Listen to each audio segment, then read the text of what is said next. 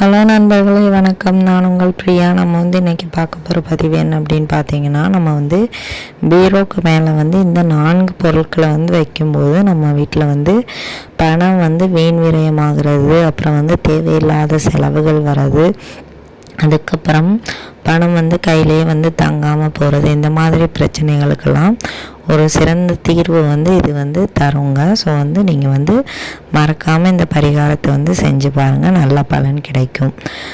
நீங்கள் இந்த பதிவை பார்க்குறதுக்கு முன்னாடி நம்ம சேனலை சப்ஸ்கிரைப் பண்ணாமல் பார்த்துட்டு இருந்தீங்க அப்படின்னா மறக்காமல் சப்ஸ்கிரைப் பண்ணி வச்சுக்கோங்க. இது போல் பயனுள்ள தகவல்களை நீங்கள் தினம் தினம் தெரிந்து கொள்ள முடியும். இப்போ வாங்க நம்ம பதிவுக்குள்ளே போகலாம். பீரோ பற்றி நம்ம இந்த பதிவில் பார்க்குறோம். பீரோங்கிறது மகாலட்சுமி வாசம் செய்யக்கூடிய பொருட்களில் ஒன்று தான் பீரோ. ஸோ அதை நம்ம சுத்தமாக தொடச்சி எப்போவுமே தூசி பிடிக்காத மாதிரி, அப்புறம் அதுக்கு பின்னாடி இந்த ஒட்டடை அந்த மாதிரிலாம் பிடிக்காத மாதிரி வச்சுருக்கணும். நிறைய பேர் பீரோக்கு மேலே வேஸ்ட்டு திங்ஸு, அப்புறம் பழைய உடஞ்ச பொருள் இதெல்லாம் போட்டு வச்சுருப்பாங்க. ஸோ அந்த மாதிரியெல்லாம் வைக்கக்கூடாது.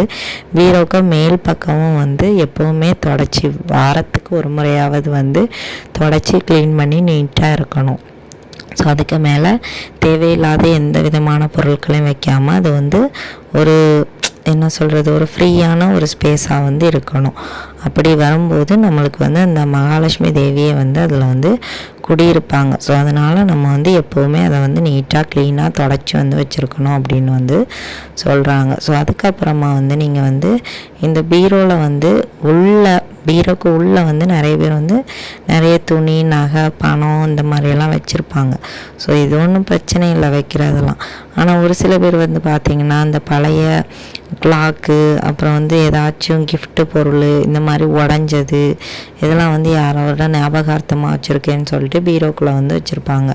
ஞாபகமாக வச்சுருக்கேன்னு சொல்லிட்டு வச்சுருக்க பொருள் கூட நம்மளுக்கு பண விரயம் ஏற்படுவதற்கு முக்கியமான காரணமாக இருக்கும். ஸோ அந்த மாதிரி ஏதாவது உடஞ்ச பொருள், பழைய பொருள் இதெல்லாம் பீரோக்குள்ளே பத்திரமா எடுத்து வச்சுருந்தீங்கன்னா அதை உடனே அந்த பீரோவில் மாற்றிடுங்க. ஸோ அதனால் கூட உங்களுக்கு இந்த பிரச்சனைகள் வரும். இதை தடுக்கிறதுக்கு நம்ம என்னென்ன மாதிரியான இந்த பரிகாரங்கள்லாம் செய்யலான்னு தான் இந்த பதிவில் நம்ம பார்க்கலான்னு இருக்கோம். ஸோ இந்த பீரோவை நம்ம எப்போவுமே எந்த திசையில் வைக்கணும் அப்படின்னு பார்த்தீங்கன்னா, இந்த பீரோவை நம்ம தென்மேற்கு திசையிலோ இல்லை தெற்கு திசை பார்த்து வைக்கணும். வைக்கிற பீரோ வைக்கும்போது நம்ம வடக்கு திசை பார்த்து அந்த பீரோ நிற்கணும். ஸோ அந்த மாதிரி பீரோ விடணும். இல்லாட்டி கிழக்கு திசை பார்த்து கூட விடலாம். மேக்ஸிமம் நிறைய வீட்டில் வடக்கு திசை பார்த்து தான் விடுவாங்க. வடக்கு திசை குபேர திசை. ஸோ அதனால் குபேரரும் மகாலட்சுமியும் வாசம் செய்வாங்க. ஸோ அதுக்காகத்தான் வடக்கு திசை பார்த்து நம்ம பீரோ விட சொல்கிறோம்.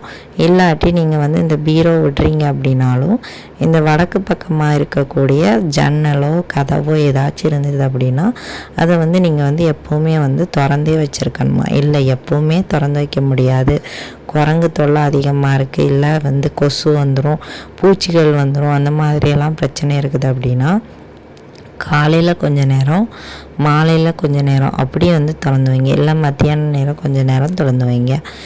குரங்குகள் வருது அப்படின்னா இல்லை ஜன்னலில் ஏதாச்சும் நெட்டு மாதிரி அடித்து விடுங்க. அப்போ பிரச்சனை இருக்காது. ஸோ இந்த மாதிரி நம்ம அந்த வடக்கு திசையில் இருக்கக்கூடிய அந்த ஜன்னல்களையோ கதவுகளையோ திறந்து வைக்கும்போது நம்ம வீட்டில் பணப்புழக்கத்திற்கு அதிகமாக இருக்குமா, பணம் வீண் விரயமாகாது. அப்புறம் இந்த பண கஷ்டங்கிறது கொஞ்சம் குறையும் அப்படின்னு சொல்லப்படுது. ஸோ அதனால் நீங்கள் இதை மறக்காமல் ட்ரை பண்ணி பாருங்கள். உங்கள் வீட்டில் வடக்கு திசையில் ஜன்னலோ கதவோ இருந்துச்சு அப்படின்னா மறக்காமல் இதை திறந்து ட்ரை பண்ணி பாருங்கள். அதுக்கப்புறமா நீங்கள் இப்போ நம்ம என்னென்ன பொருட்கள் இந்த பீரோக்கு மேலே வச்சா மகாலட்சுமி தேவி தொடர்ந்து நம்ம பீரோவில் வாசம் செய்வாங்கங்கிறத பற்றி நம்ம இந்த பதிவில் பார்க்கலாம். அதுக்கு தேவையான பொருட்கள் என்னென்ன அப்படின்னு பார்த்தீங்கன்னா, ஃபஸ்ட்டு ஒரு கற்பூரவள்ளி இலை. இந்த கற்பூரவள்ளி இலையோட தன்மை என்ன அப்படின்னு பார்த்தீங்கன்னா, இது வீட்டுக்கு நெகட்டிவ் எனர்ஜியை வெளியே தள்ளி பாசிட்டிவான ஒரு எனர்ஜியை கொண்டு வருமா. அதே மாதிரி இது இருக்கிறதுனால வாசலில் வாசல் பக்கத்துலேயோ இல்லை வாசல் சம்மந்தமான ஏதாவது ஒரு இடத்துலையோ இது இருக்குது அப்படின்னா கண்டிப்பாக நம்மளுக்கு எந்த விதமான கெட்ட சக்தியுமே நம்ம வீட்டுக்குள்ளே விடாதான். அதுக்கப்புறமா இது வந்து உடல்நிலை சரியில்லாதவங்களுக்கு ஒரு நல்ல ஒரு அருமருந்தாக வந்து பயன்படுது. அதே மாதிரி இது வந்து பணத்தை ஈர்த்து தரக்கூடிய தன்மையும் கொண்டதான். இது தெரியாமல் நம்ம நிறைய பேர் வந்து இது வந்து ஒரு என்னவோ ஒரு செடின்னு சொல்லிட்டு நிறைய பேர் பிடுங்கி தூர போடுறத கூட நான் வந்து பார்த்துருக்குறேன். ஸோ வந்து இது வந்து சின்ன குழந்தைகளுக்கு கூட மருந்துக்கு வந்து ரொம்பவும் பயன்படும். ஏன்னா இப்போ தான் யாருமே அதை வந்து யூஸ் பண்ணுறதில்ல. ஆனால் ஒரு சில பேர் வந்து இப்போவும் அதை வந்து யூஸ் பண்ணுறதும் நம்ம வந்து கேள்விப்பட்டிருப்போம். ஸோ இந்த செடியோட இலை வந்து உங்களுக்கு கிடைச்சிது அப்படின்னா மறக்காமல் அதை வந்து எடுத்து வச்சுக்கோங்க. ஒரே ஒரு இலை, அதுக்கப்புறமா ஒரு ஏலக்காய் உங்களுக்கு தெரியும், மகாலட்சுமி வாசம் செய்யக்கூடிய பொருட்களில் ஒன்று. இந்த ஏலக்காய் நறுமணம் வந்து எங்கெல்லாம் இருக்குதோ அந்த இடத்துல வந்து தெய்வீக அந்த தன்மையும் அதிகமாக இருக்கும் அப்படின்னு வந்து சொல்லப்படுது. அதுக்கப்புறமா தேவையான பொருள் கிராம்பு. இந்த கிராம்புக்கு வந்து எதிர்மறை சக்தியை நீக்கி நேர்மறை சக்தியை கொண்டு வரக்கூடிய ஒரு தன்மை இருக்குது. ஸோ அதனால் உப்பு ஜாடிலலாம் வந்து நம்ம வந்து இந்த கிராம்பை வந்து போட்டு வைப்போம். அதே மாதிரி ஏதாவது பொருள் கெட்டு போகாமல் இருக்கிறதுக்கும் இந்த கிராம்பை வந்து போட்டு வைப்போம். ஸோ ஒரு கிராம்பு முழுசாக எடுத்துக்கோங்க. அதுக்கப்புறமா பட்டையை பற்றி நிறைய வீடியோஸ் வந்து நீங்கள் வந்து பார்த்துருப்பீங்க. பட்டை வந்து பணவசிய தன்மை கொண்டது, பணத்தை ஈர்க்கும் தன்மை கொண்டது. இது வந்து மகாலட்சுமி தேவியோட இன்னொரு பொருள்னே நம்ம வந்து சொல்லலாம். ஸோ இந்த 4 பொருட்களையும் நீங்கள் வந்து எடுத்துக்கோங்க. ஒரு பாலித்தீன் கவரில் போட்டு அந்த கவரில் வந்து லைட்டாக குட்டி குட்டியாக ஓட்டைகள் அங்கங்கேயாக போட்டு வச்சுக்கோங்க காற்று போகிறதுக்காக. அதுக்கப்புறமா அதை வந்து ஒரு ரப்பர் பேண்டோ கயிறோ போட்டு கட்டிக்கோங்க. கட்டி முடித்ததுக்கப்புறமா இந்த பொருளை வந்து பீரோக்கு மேலே வச்சுருங்க. பீரோக்கு மேலே வச்சதுக்கப்புறமா இந்த மந்திரத்தை வந்து சொல்லுங்கள். ஓம் ஐம் ரீம் வசி வசி பணம் தனம் தினம் தினம். இதை வந்து சொல்லிவிட்டு நீங்கள் வந்து பீரோக்கு மேலே வந்து இந்த மூட்டையை வந்து வச்சுருங்க. தொடர்ந்து வந்து இதை வந்து நீங்கள் வந்து பார்த்துட்டே வரணும். இந்த இலை வந்து அவ்வளோ சீக்கிரமாக காயாது, அதில் வந்து ஈரத்தன்மை அதிகமாக இருக்கிறதுனால. ஸோ இந்த இலை வந்து எப்போ காயுதோ அப்போ வந்து நீங்கள் வந்து இந்த இலையை மாற்றணும். மற்ற பொருட்களை எல்லாம் நீங்கள் வந்து அமாவாசைக்கோ இல்லை பௌர்ணமி நாளன்றோ அந்த மற்ற 3 பொருட்களையும் நீங்கள் வந்து மாற்றிடணும். இல்லைங்க நான் வந்து இதை வந்து செய்வேன் ஆனால் வந்து மாற்ற மாட்டேன், அது வந்து அப்படியே பீரோவில் வச்ச மேனிக்கே இருக்கும் அப்படிங்கிறவங்க வந்து இந்த பரிகாரத்தை வந்து செய்யாதீங்க.